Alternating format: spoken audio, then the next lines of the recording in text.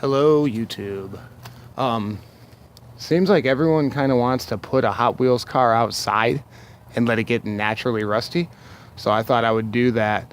And just to make it more of an experiment, I thought I would use a few different vehicles to kind of like check which ones, oxidize in what way, rust in what way, fade in what way. So I've got a wide variety. Like, I'm going to use this Porsche because it's got the metal top, plastic base. It's just a really nice vehicle and I want to see it get destroyed.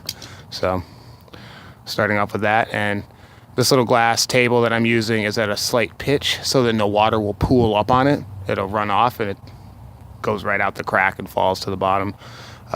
Next we're going to use this ugly Perfect Speed because it's a plastic top, metal base, different variation. Also, it's got that chrome engine popping out of the top with little pockets around it. So we'll see what happens to the chrome as that goes. But to really check the chrome, we're going to use Teed Off here. Of course, as you know, Teed Off has that little dip in the top of the engine.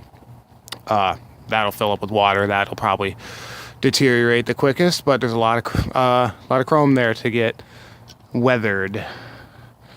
And I'm picking today to do it because it has this weird feeling like it's going to rain. Clouds are starting to roll in.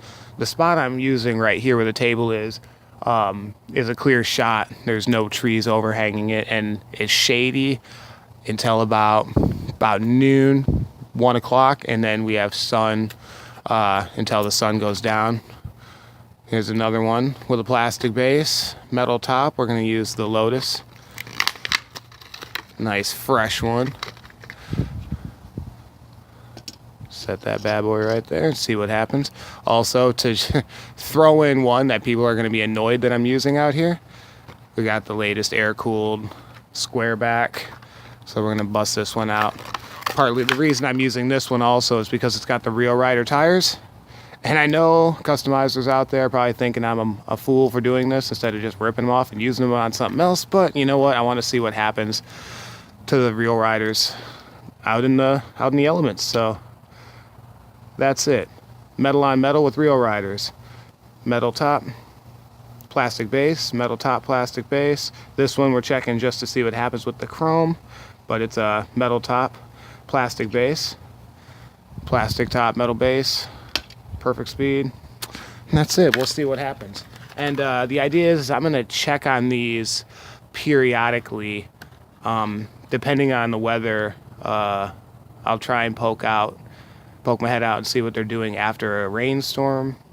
And then, of course, on a more regular basis, I'll try and check them at least